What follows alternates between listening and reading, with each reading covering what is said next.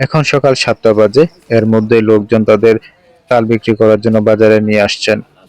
লোকেরা খুব সকাল সকাল গাছের থেকে তালগুলোকে সংগ্রহ করে পাকা তালগুলো বাজারে বিক্রি করে নিয়ে আসেন। বাজারে তাল নিয়ে আসার পর ক্রেতা যারা আছেন তারা তালগুলোকে যাচাই বাছাই করেন। মূলত হচ্ছে তালগুলো ভালো আছে কিনা, সাইজে কিরকম এবং যেটা কুচকুচে কালো হয় ওই রকম তালগুলোই সবচেয়ে বেশি দাম পাওয়া যায়। আর বাংলার ঋতু পরিক্রমা এখন শরৎকাল। শরৎকাল হচ্ছে ভাদ্র এবং আশ্বিন মাস নিয়ে। তো ভাদ্র মাস হচ্ছে তাল পাকার ভোর মৌসুম। এখন অনেকটা কমে গেছে তাল। তো এখনো আশেপাশের এলাকার লোকজনগুলো সকাল সকাল বাজারে তাল বিক্রির জন্য নিয়ে আসেন। আর এখান থেকে যারা তালগুলো ক্রয় করতেছেন তারা আবার অন্য ব্যবসায়ীদের কাছে বিক্রি করবেন। ওনারা আবার শহরের এলাকাগুলোতে তালগুলো বিক্রির জন্য নিয়ে যাবেন। ক্রেতা এবং বিক্রেতা পরস্পরের দর কষাকষির মাধ্যমে একটা নির্দিষ্ট দামে পৌঁছান। যেখানে ক্রেতা লাভবান হবে, বিক্রেতাও লাভবান হবে, তেমন একটা নির্দিষ্ট দামে তালগুলোকে বিক্রি করা হয়।